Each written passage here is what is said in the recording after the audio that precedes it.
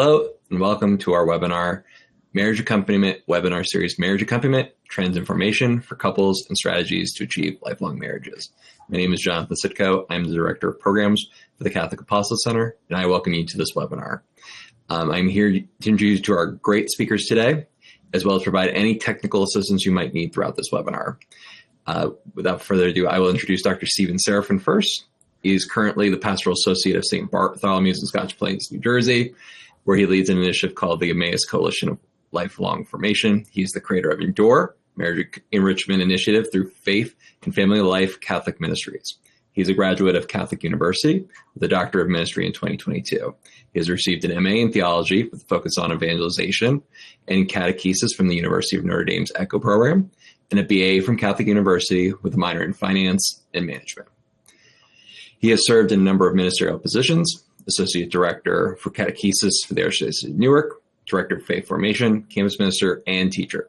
His tree is focused on accompanying the next generation of newlyweds, a parish model for perfecting the love of marriage through a pure collaborative dialogue. And with him, we have Valerie St. John.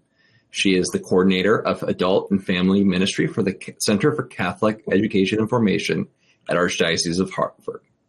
In this role, she is dedicated to supporting parish leaders of RCIA in adult confirmation, marriage preparation, ongoing enrichment, and support to couples as they live out their vocation of marriage in accordance with the teachings of the Catholic Church.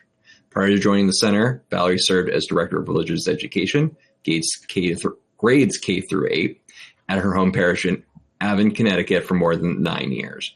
During her tenure as DRE, she earned a master's in pastoral studies from the Graduate School of Religious Education at Fordham University. Valerie is married to her husband, Rob, and they have 2 adult children. Now, if you have any questions for this webinar, please feel free to use the Q&A for discussion at the end, or if you have any technical issues, please use the chat and I'll help as best as I can. And with that, I hand it off to Steven. Thanks so much, John, and thank you for re-saying my treatise title for the second time. It's very long. That's why you have to make it unique. But thank you for everybody who returned for the second webinar and whoever's new. I'm glad to have you guys with us. Valerie and I are going to be having a little bit of a dialogue after I do a small presentation. This month's presentation is really going to focus on the marriage program that I created, Endure, and some other sort of best practices I've seen in marriage ministry. And then I wanted Valerie, we've been in dialogue for a long time. Valerie's actually went through the Endure program. But I wanted to have a little conversation of like what we've seen to be best practices and ways to help couples all the way through what Pope Francis is calling the marriage catechumenate. Let me switch to this next one. So last time when we met, we talked about this idea of why marriage and couple formation is so important. I introduced this idea of the marriage catechumenate that Pope Francis has established post Amoris Laetitia, that Joy of Love document that was created out of the Synod of the Family. But the reality is that we need to figure out ways that we're walking with couples, even prior to the engagement, all the way through into marital life, into family life. And how as a church do we fill this gigantic gap that is happening right now? The next webinar on July 18th is going to really focus more on sort of like tips and sort of successes that I've seen. We're going to have a couple on that can talk about them running a marriage ministry, and they've been doing marriage ministry for a while now. And so they can be a helpful sort of guide of like, what are some of these fruits that come from doing this? As I said in the last webinar, I really truly believe that this is the most important thing that we can be doing as a church. All types of vocations come forth from strong Catholic families. And so the more we invest in our couples of our parish, those who are preparing to be couples and start the family life, I think the easier ministry becomes all throughout their life cycle. And so to begin, I just want to start with an opening prayer. If you are using the Hallow app, we just started going through the Gospel of John. And so I just want to take those first couple of verses because it really fits our theme today. So let's begin in the name of the Father and the Son and the Holy Spirit. Amen. So a reading from the Gospel of John. In the beginning was the Word, and the Word was with God, and the Word was God.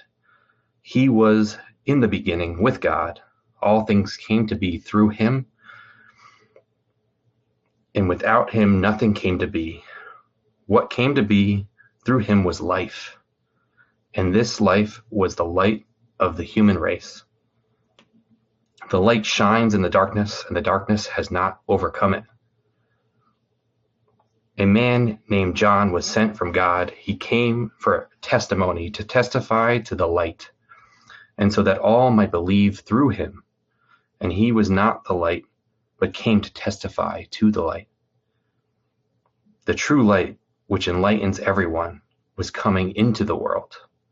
He was the world, and the world came to be through him, but the world did not know him. In the Father, and the Son, and the Holy Spirit. Amen.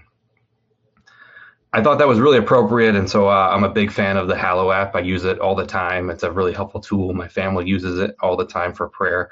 But I think it's appropriate for our conversation today, because the reality is that couples and families need the light of Christ today, and so many don't know him.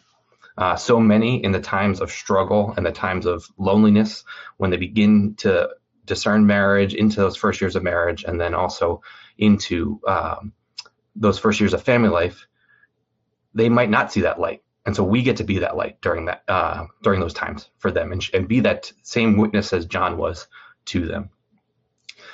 Just recently, about a few weeks ago now, maybe almost a month ago, the New York Times published an article called The Loneliness Curve.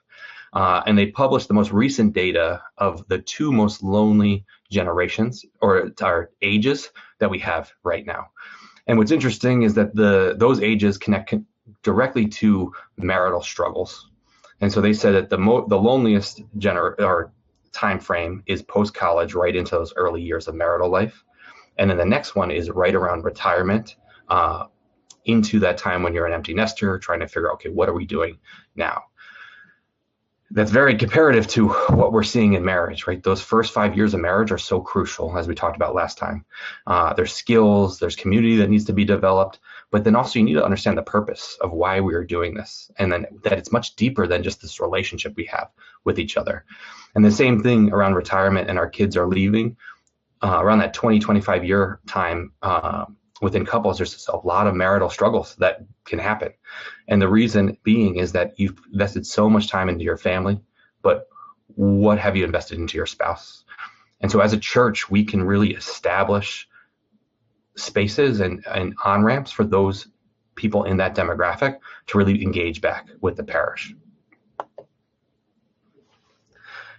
The new directory, I think, calls to this. It says, in this new awareness of her vocation, the church is also re-envisioning catechesis as one of her works in a missionary going forth.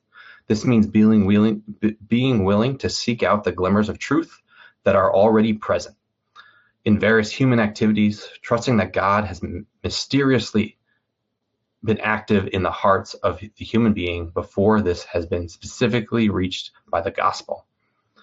In this sense, she will find ways to draw near to the people of our time, walking alongside them wherever they happen to be.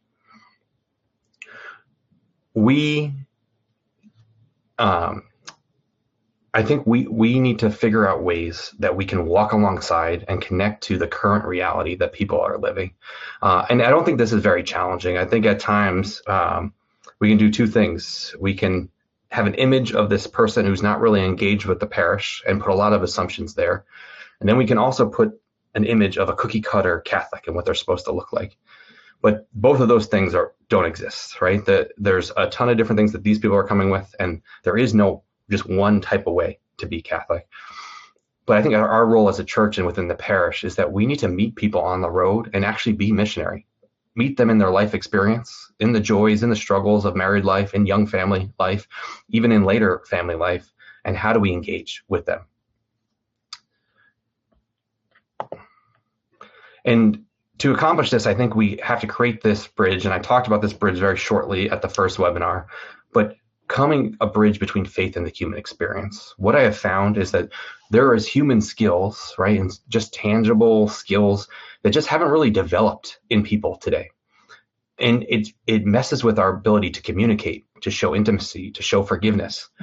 And so on a human level, on an anthropological level, if we can't or have a good understanding of those skills, we're trying to then put theology on top of those skills that they're already wrestling with.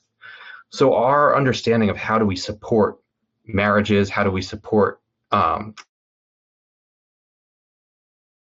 families today, has to really take a step back and say, okay, yes, we can hand on the truth of the faith, but what type of soil have we cultivated to make sure that those seeds start to get planted? How am I connecting to the need of that individual to show them that the gospel is something that is going to illuminate and be that light of the world for them? One way to start this, and this is what we'll dive into Endure with, is that the one thing that has really helped my understanding of working with adults and working with families, especially spouses, is that adults learn very differently than children. I think we have a tendency to take the model that we do in pedagogy for kids and just try to redo that for adults. And that's a mistake, because it makes people want to check out of learning or developing, because it's not us all learning together. It's more of us, I'm the master teacher, and then I'm just handing on information. And I think this has also created not the best culture within parish life. It becomes the only one teacher can run all of these different faith formation sessions, rather than creating these small intentional communities throughout a parish that can really learn on their own with a guide, but that guide is also learning with them. And so this adult learning theory comes from Malcolm Knowles. This has been around for over 40 years. I think he started developing it in the 1960s. But he comes up with these 6 principles that I think would be really helpful as we think of forming couples, forming adults along their marital journey. How are we actually approaching that, right? The first thing that they need to know is understanding the why they're there. And that's easy, right? We all know that we have no idea what we're doing when it comes to marriage and family life. No one has given us a rule book. No one has given us the sort of the master plan of how to figure this out. When I work with couples, that's the first thing I always say. I said, when you first got married, who got this all together? Who knew what was happening or how to do this? And the same thing with kids. You literally get a tiny human, and then they send you home and they say, best of luck. And so the first thing, important thing, is connecting the why, which is normally the lived experience. The second is to realize that they're coming with their own experiences, right? They are formed in multiple different facets. Some are probably very successful in their different careers, and they're bringing all of that experience into the learning that they're doing. So how do we tap into that? How do we bring, they might not know the theological concepts, but they probably know more than the facilitator about other things. How do we draw in their past learning experience? They also want to feel responsible for their learning. They want to be sort of in the driver's seat. So knowing where they're going, what's happening, and then always connecting back to that why is crucial. It also needs to solve problems, right? We don't want to just get information that we're going to put on to a shelf. And right, so if we're teaching about the theological understanding of marriage and the beauty that comes to the depth of the sacrament of marriage, if we're not connecting that back to a tangible, practical element, or idea or concept, it's going to be something that might just go right over their heads, because they don't see the practicality to it. Finally, or the last two, they want to have training in a problem-focused environment, so that you're connecting this concept to an idea that's going to, again, figure out how to solve these problems. And then the last thing is that they need this intrinsic motivation, right? Like that, this idea that this is going to be driving them forward and lead them to a more successful marriage, family life, to be connected to a greater community. I've tried to do this through this Endure program, right? So this is a 6-week series, and so we're going to unpack that a little bit and then go into what sort of makes Endure. And then I'm developing right now through Faith and Family Life Catholic Ministries this program called Wellspring, which would be sort of date nights and a series of sort of check-ins that couples can do in between those date nights. And what we found was couples need to be brought together with other couples to learn from each other, to grow in same life experiences. But they also need to have some time for themselves. And so we'll talk about all of that. But these will be the two lenses I'm going to look at. But there are a ton of different marriage programs that are starting to develop. And so it's beautiful to see 5, almost 6 years almost 10 years now after Amoris Laetitia is about 9, we're really starting to get practical tools that are helpful. So we talked about the actual documents that came out of the USCCB and the cash tree of laity and family life. But we have all these different companies that are out there. So you have like Witness to Love or Communio. You have a lot of these different marital programs that are coming up. My main thing is, yes, I love Endure. I think it's a really helpful program, but the thing I think is more important is that we start doing something for this demographic. People leading into getting engaged, the engagement, we have those first years of marriage and then beyond. The church needs to be on the ground with all of those people. And we're going to use this Endure as an opening, but then hopefully my conversation with Valerie and I can unpack this even larger to look at how do all of these resources start to come together. So the main methodology, it begins with knowing who we're serving. And this idea of being intentional, I think the number one thing the church can be doing today, yes, is marriage ministry, but through the lens of intentionality. Do we know our flock? Do we know the people that we're serving? Or do we assume that they're going to show up on a Sunday? And yes, we might know their name or we might know their face, but do we know their person, their life, like what's happening?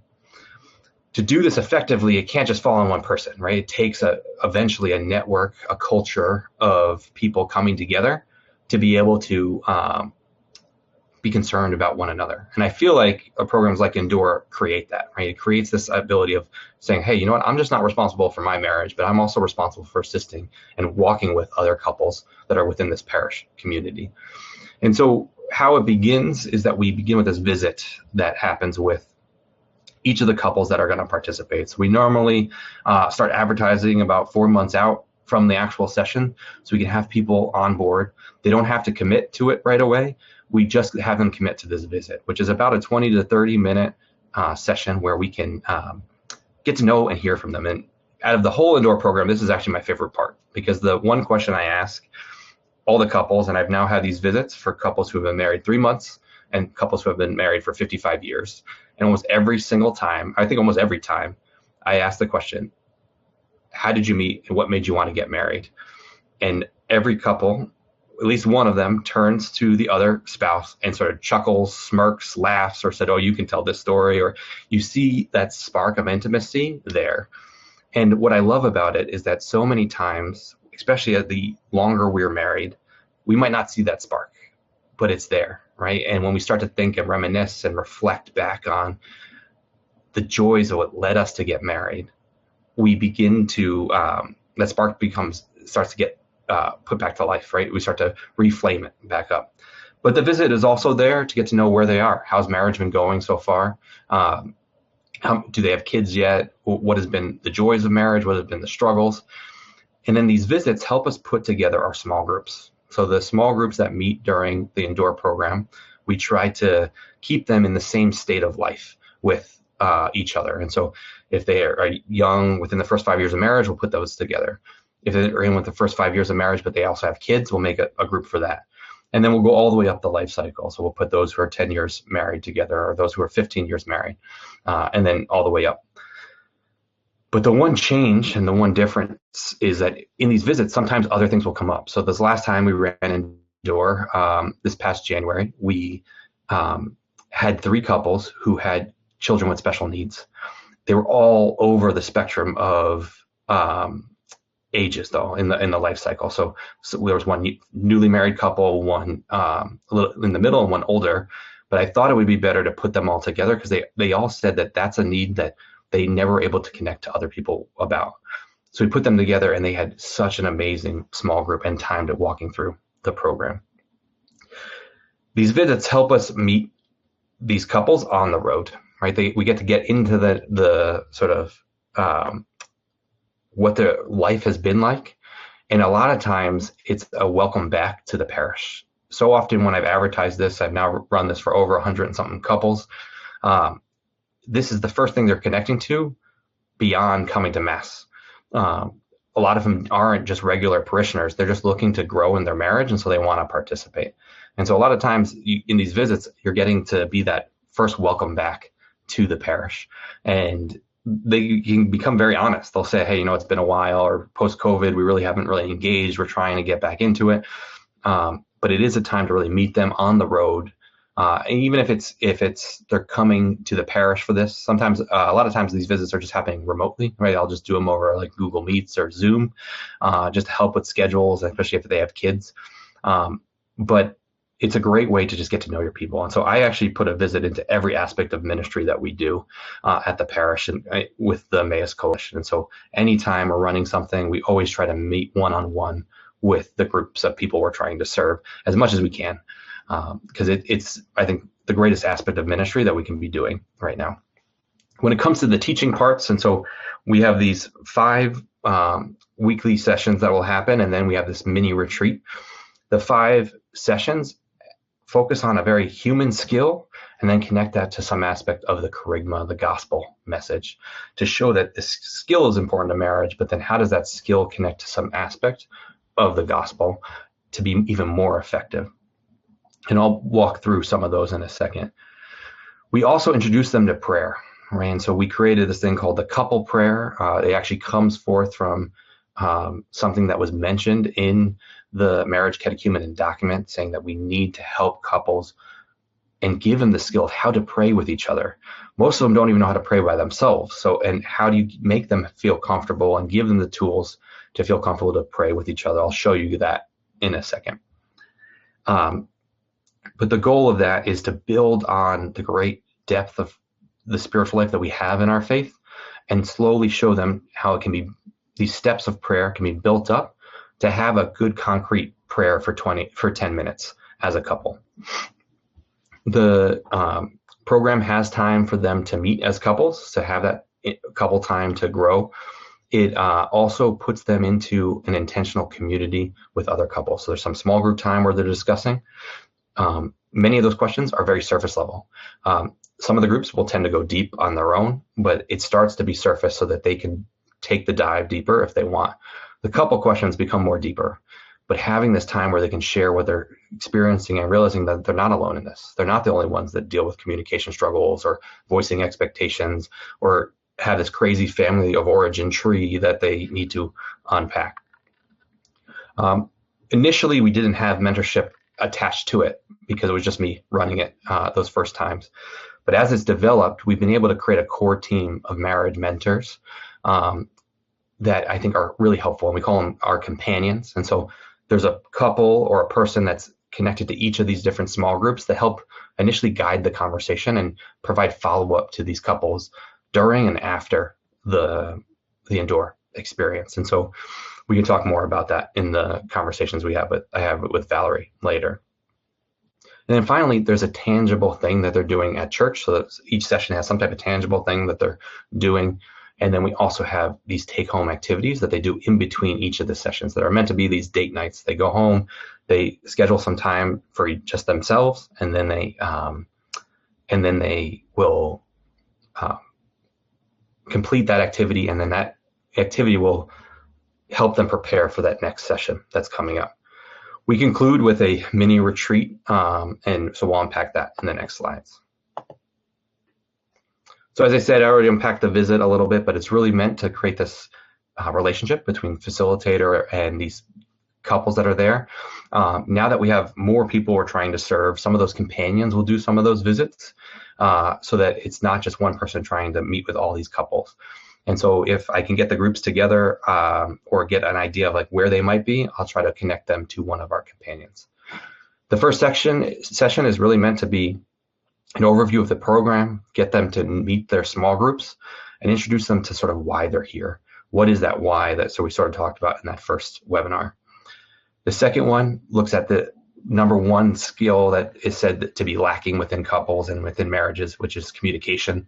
We tap into a lot of John Gottman's research in that he's developed, especially his Sound Relationship House and the 4 Horsemen and the 6 signs of divorce, and so, or it's the 6 signs of divorce, and try to show them where they're at, how they've developed this Sound Relationship House already, where can they further develop it, what are tools that they can help them further develop it, and what are the signs and the red flags that they should be aware of. And because John Gottman talks about that, it's as important to know the things that are leading towards divorce or struggle as it is to know what's going to help be more successful. And so we try to give some of those tools in those first sessions.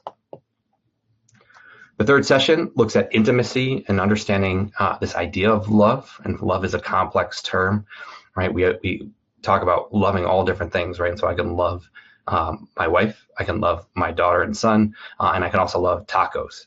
And the reality is that those loves are all different, but it gets very complicated. It's an emotion, it's a feeling, it's just a word that we post around our house.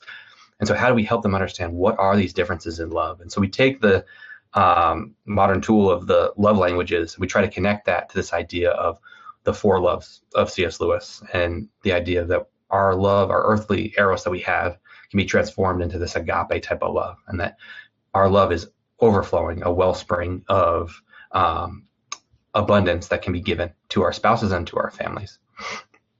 The fourth focuses on family of origin. So family of origin I find to be almost the most important thing to teach people, but you need to use these other skills to have something to fall back on. And so we help them unpack their family origin tree, and we show them how do they help build out a virtue map as we move into the future.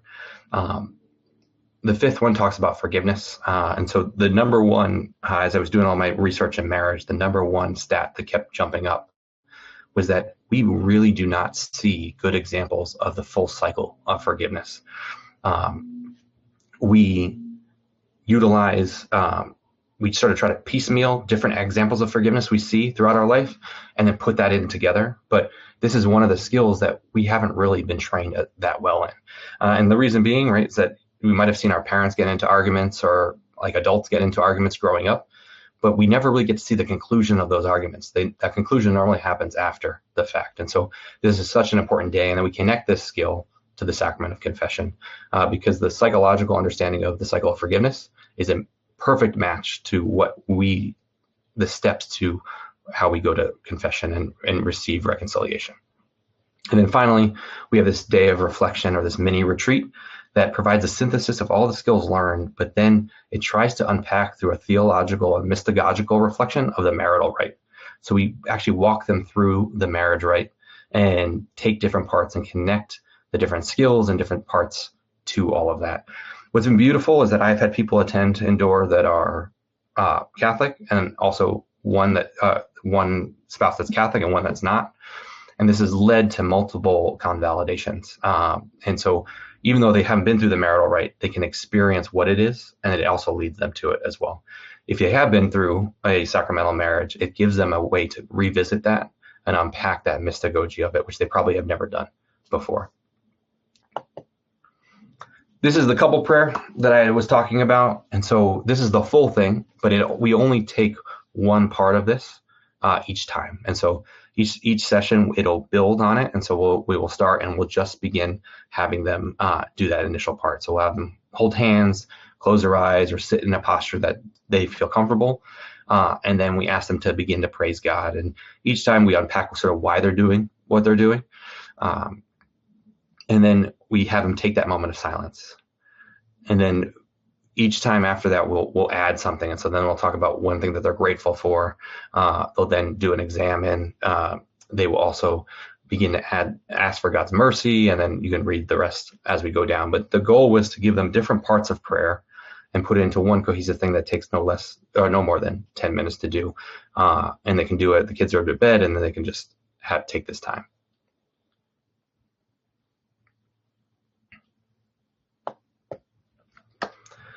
So I'm going to jump on with Valerie in a second. I just want to close with this. So these are two lines that were given to me when I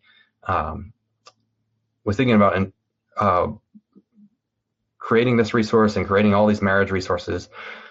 I think we need to realize that the church needs intentionality, and it needs a little creativity. We can get stuck in doing the same old thing all the time. And so I really find that these two are helpful. And so these come from two random Pope Francis talks that he has given. So one was to this International Fund for Agricultural Development, and the other one was his document on the Nativity that he wrote. And so he says, to go forward, it is necessary to love. One who loves has the imagination to discover solutions where others see only problems. One who loves helps others according to their needs and with creativity, not according to pre-established or commonplace ideas. He is a creator. Love leads to create. And then he says, great imagination and creativity is always shown in employing the most diverse materials to create small masterpieces of beauty. I think this is what the church is calling us to do within marriage ministry, to not just keep doing the same old, waiting for them to come and join religious education at some point. We're really called, there's a crisis of the family, and we're called to dive headfirst into it and figure out how do we help support that. And so I hope now I can invite Valerie and John back on, and we can just have a little dialogue about this, how this is happening, how we've seen it beyond just the Endure program. And then next week, we'll talk more about those successes that have happened and some fruits that have come from it, and then to be able to unpack any questions that other people might have. Thanks, guys. Welcome back. So, Valerie, first question for you is, where did your passion for working with couples and families come from? Can you hear me? Mm-hmm. Yeah. Good. Okay, I wasn't sure I got the microphone on. Really from two places, just grabbing my notes.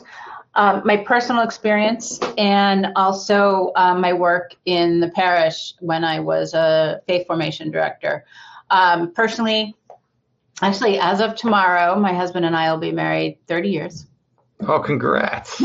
Thank you. Great. Thank you. Yeah, we both sit there and go, 30 years? Oh my gosh, that's a really long time.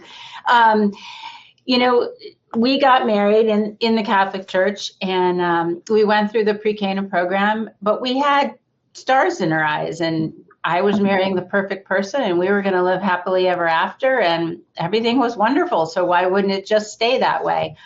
Well, life throws you curveballs. During the first year of marriage, my husband lost his mother to cancer. He was 26 years old. That was a really tough thing to deal with.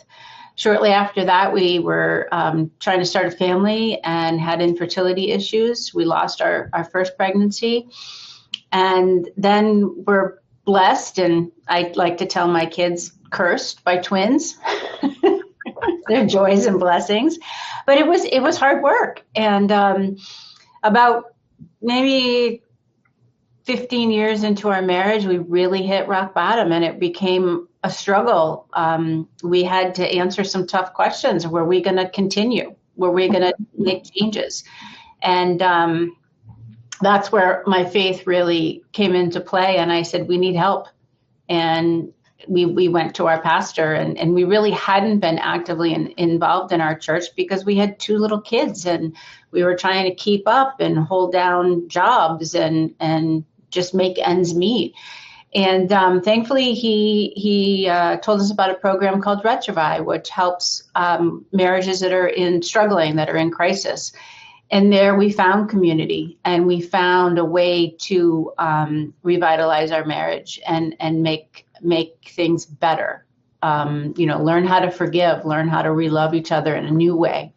And from there, I got involved in parish life and worked with families in the faith formation program. And I saw a lot of families like mine that were challenged, that were struggling, and they were bringing their kids to faith formation. They were doing the right thing, but then after that, they weren't in church. There wasn't a domestic church where they practiced prayer in their family life. And I just became so drawn to helping people recognize those values and what rewards are there, much better than what they're going to find on the sports field or in, earning all those type of accolades that so many people get caught up with in the busyness of life. And then it just kept growing. And here I am today now blessed with the opportunity to have a greater reach as in the Archdiocese of Hartford. So. Thanks, Valerie. Yeah. Why do you think drew you to go back from being in parish life to back into the diocesan life, or from these experiences that you've had, and like with this new role that the Archdiocese has established? Like, what do you, what sort of drew you to take on this initiative and then add your own life experience to it? Literally a calling. In moments of prayer, I was asking, where do I go? What's next? How can I do more? How can I serve better? And I got a phone call, literally a phone call, and they said, we're looking for somebody that understands parish life, understands the reality of family life. The office here was reestablishing itself and looking to revitalize this ministry and recognizing the need to do that. And I really jumped at it because I felt I could do more and connect with a broader audience and bring about more change.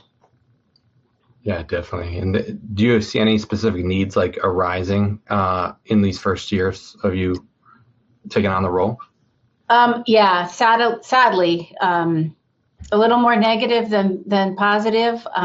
There's a tremendous decrease in sacramental marriages and an increase in divorce. And a lot of that has to do with wedding venues right now. They make it so easy. We'll take care of everything. Come here, one-stop shopping.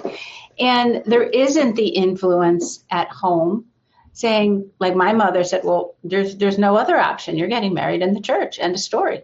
That's Today, right. Now, it's not like that. Parents want their children to have, I guess it's just a different perspective. And then what happens is the focus becomes on the wedding day and not the foundation of marriage.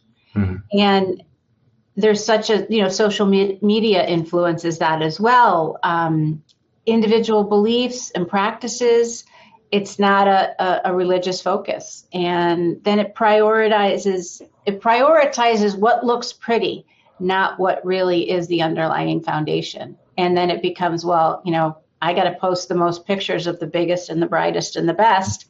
And that's, I think, a lot of the sadness. And then they lack the covenantal bond. The bride and groom, without that bond, I really believe that's why there is a higher divorce rate. Based on my own experiences, it was that covenant. That it's a difference from a vow. A vow is a promise, and it's easier to make a promise than it is a covenant.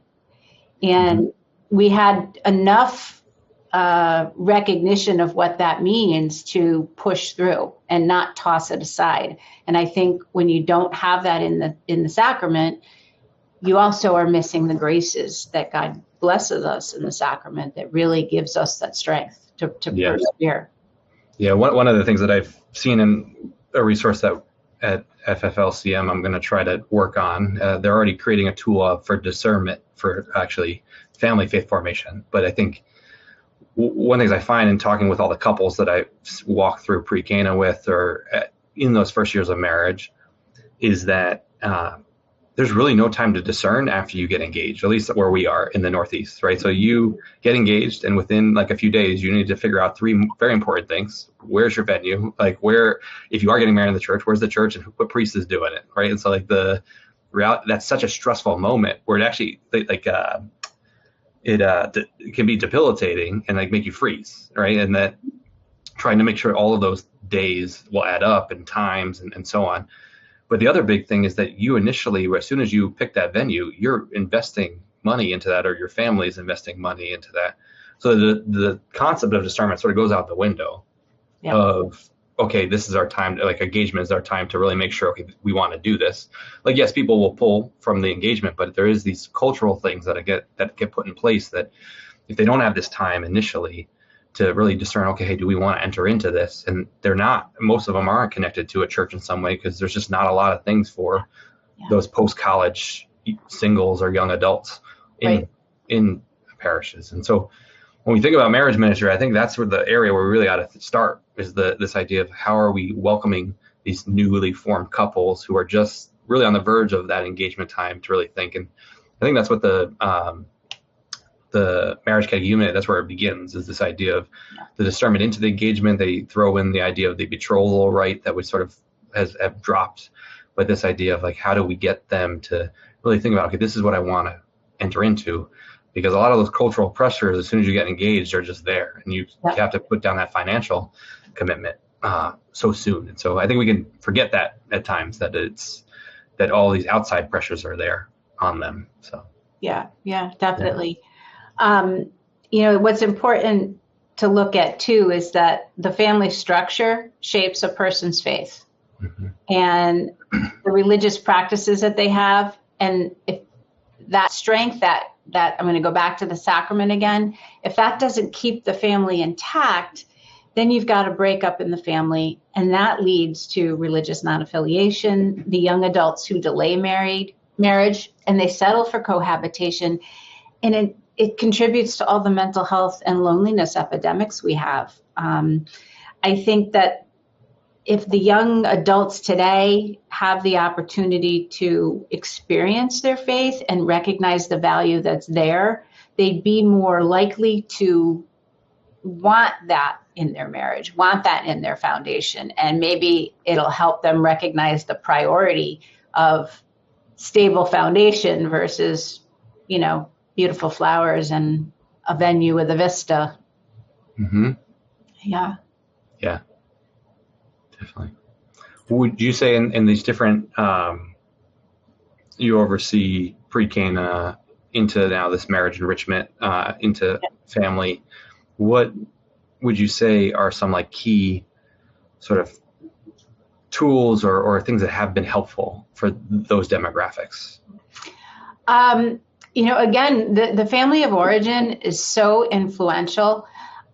Recognizing that what you witnessed and what you experienced, you bring into your marriage. If you had parents that practiced their faith and instilled that in you, if you had versus parents who didn't put an emphasis on that value. Also, how do your parents communicate? And how are you going to model that, or are you going to change? Do you want differences? Do you want a different type of lifestyle? So that period of discernment is very, very valuable. But communication and conflict resolution, I think, is really huge. Like I shared, my husband and I were in crisis, and we had to relearn how to express ourselves, how to explain our feelings and our emotions, and then how to, I don't want to say fight fairly, but basically make sacrifices for the benefit of the common good. It's not all your fault. It's not all my fault. We both in this union together do things that are not healthy, and we both can do things that are healthy. And I guess not being selfish. Yeah. And then I think prayer is huge. Yeah. And then so many of them, we just don't have that skill at all. No. What I do. It's awkward to look at, if you're dating somebody, like, you want to hold my hand and pray together? And if they don't have that type of... Well, if they don't even have an individual prayer life, it's like that's a whole nother step. You're like, I don't know, that uncomfortability that's there, and like that awkwardness that can be there. And so that's why I find that even just in a room, when we did the indoor, we tell you guys to pause and to put yourself into a posture you feel comfortable. That initial one, you could see people feel a little uncomfortable. They're like, oh, how do we do this? Like, what are we supposed to do? Yeah. But that family of origin, I think, is so important. And so if the data is correct and we're around somewhere between like a 40% divorce rate or more or less, depending on who you're using, the reality is that the people who are coming to us, right, they might not have the best example of marriage. But the one beautiful thing is that marriage is still a thing. Like they still want to get married, even though they saw their parents not have a successful marriage. Marriage is decreasing, or people are waiting longer, but it's not like it's just disappearing, right? It's built into our human identity to long for this covenant, because it is built into who we are, right? Like this, it's not just something where we've created it. It's been around in culture because it's built into our identity. Right. But I think helping couples understand that, and I was working with one couple who came to our last program, and I was meeting them with a couple times before they did the indoor program. And what we finally got to realize is that the husband's family split when he was 8. And so he never saw conflict resolution. His conflict resolution was that you just leave. And that was the biggest thing he was struggling with. He couldn't figure out how to overcome this frustration he had. And he just kept having this desire to leave. But he knew he shouldn't, because they just had a new daughter. And the reality is that he was like, I don't want to go through that same cycle. But we end up falling into that if we don't have a support system. I think during COVID, people during the isolation had a lot of time to reflect and look at what was valuable to them and who they were, what they needed, what really matters. And today I see people looking for that deeper sense of meaning, that deeper sense of commitment, more genuine and realistic relationships and connections. But then the problem becomes, where do you find that? And then, of course, there's that social media saying, well, if you can't find it here, you can find it there. Start over, begin again. Yeah. The role models are, especially Hollywood, are rough. It is, yeah. So you went through with a bunch of people from your diocese, the Adore program. What was your takeaways from that experience? And what are some things that, especially because you've been in marriage ministry, and especially with your role with Retrovi, how was it a little different? What did you take away from it? And why do you think marriage enrichment is so important? Well, to be honest, when we were looking at the indoor program, I said, this is fabulous. Couples need this. They need that. Like I said, when we went through pre-Cana, we had stars in our eyes and everything. We're in love. Everything's going to be fabulous. And having to revisit those skill sets post-wedding, when that was the only focus, the retention was much better. But I have to laugh. I thought, oh, geez, we're coming up on 30 years marriage. We're experienced in this. I know all this. And I thought, I'm going to be a little bored. Yep. But I was wrong. I was really wrong. And it was having that dedicated time for one another and being led in the process, having somebody that led us in discussion topics, in posing conversation questions, and the fact that we actually had a conversation. It wasn't a check-in or let me give you a quick rundown of where I've been and what I'm doing, and we're going to divide and conquer to get all our things taken care of. We actually sat together and had meaningful conversations that did not include work or the kids or, I don't know, other things that were less important. It was focusing on us and our shared experiences, our shared goals, our shared concerns. And I think it was like we had to make an appointment to have that time. So that's what I really pulled from that. Yeah, it's so funny because my wife and I, we basically wrote the thing together, and even we went out on a date night probably about a week ago, and the first 15, 20 minutes was like, okay, so what do we do? Like, what do we sometimes you need that directives and those things, those tools to come back to actually help facilitate the conversation. Or it does fall into, oh, this is what happened at work.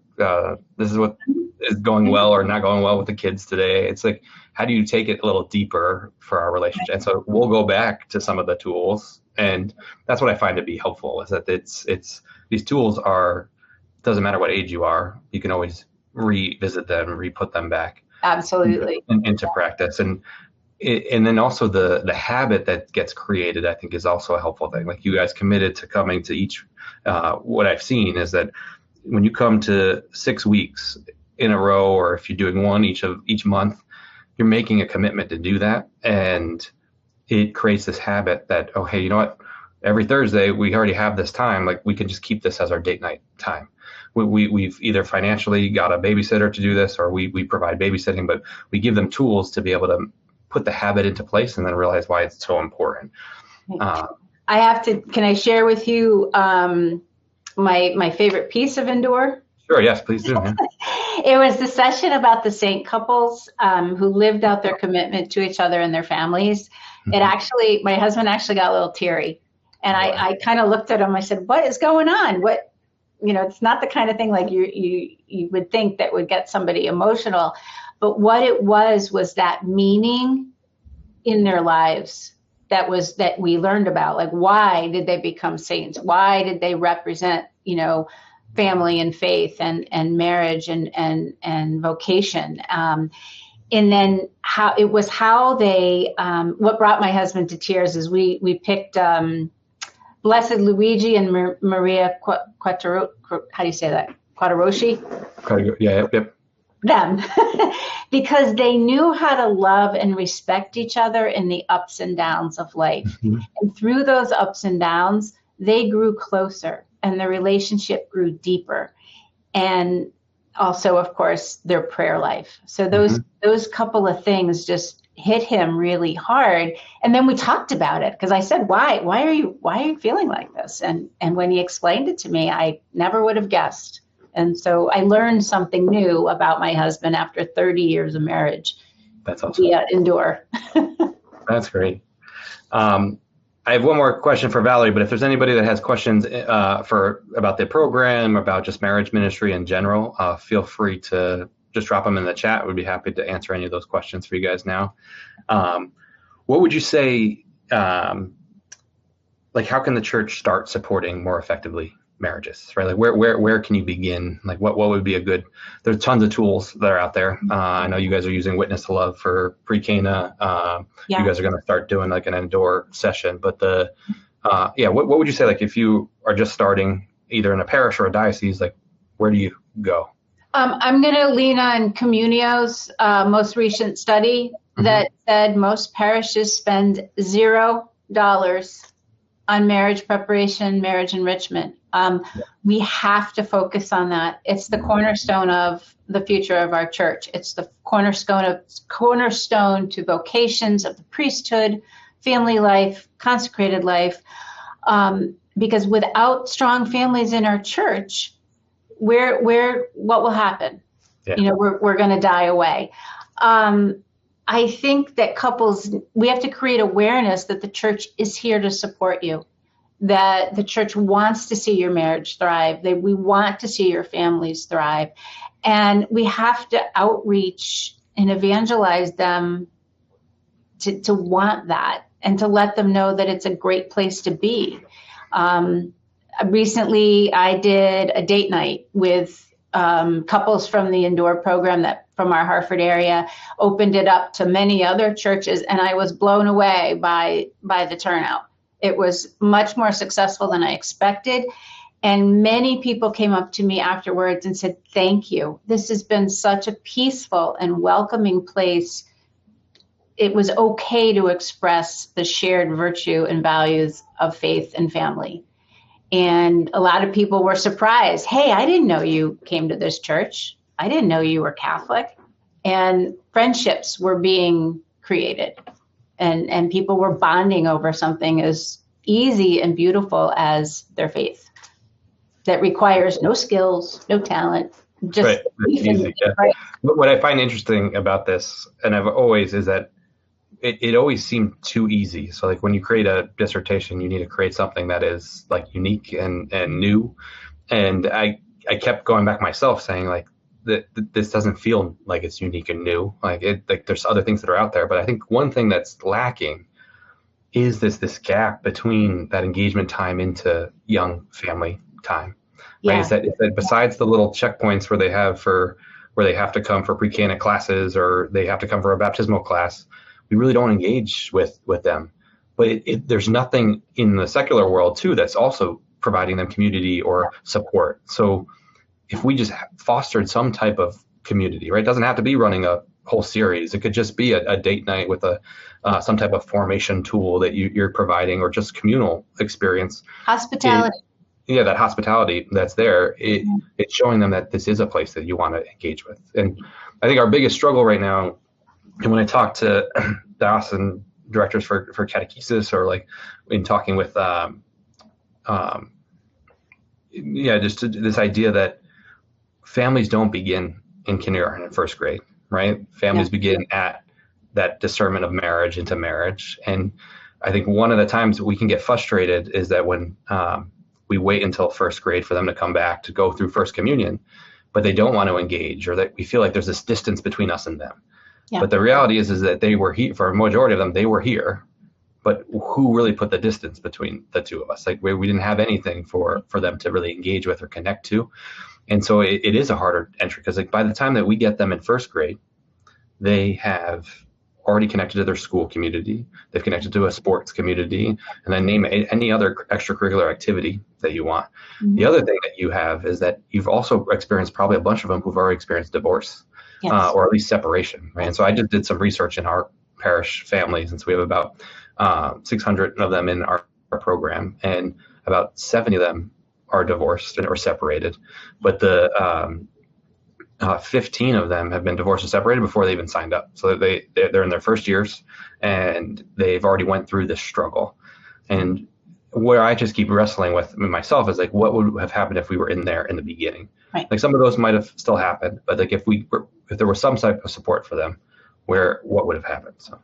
What I think is going to make a big difference, and it's something that we're doing here in the Archdiocese of Hartford, is we are changing to a marriage mental model of preparation, marriage formation. You mentioned witness to love. That's the model we're going to go with. And what that does is it matches up the engaged couple with a married couple from the parish. And it gives them connection. It gives them relationship. And then after the wedding day, they're invited back. They're welcome. They feel included. They feel a sense of belonging. And then you offer them an opportunity like Endure, where they're in community with other couples. They bond. They make those friendships. And I think that's a big piece of the puzzle that's been missing for a while. Yeah, I think that's definitely correct. You see that that whole role of mentorship is so key, and Witness to Love does a great job with making that connection, and they give you so many tools. So the other thing I find is that so many of the facilitators feel uncomfortable being facilitators, right? But so much of the stuff, it's already there, right? So Endure, we wrote all the scripts, they're all there. You can just follow through. What you're just adding is your own personal experience, right? And so as long as you're comfortable talking about what you've been through, how your faith has been important to you, you can do that. And the same thing with Witness to Love, like they'll provide their training, but what the key is that you are connected to, that you have found a benefit to this, and now you want to share it with another Exactly. couple. Yeah. And it's fruitful for both. It's fruitful for the young couple, the engaged in couple, and then the people who are leading and facilitating. They're both growing, and they're both benefiting from that collaborative relationship. It's really, it's so funny. It's so, like you said, so simple, but yet what happened? Why hasn't anybody been doing it?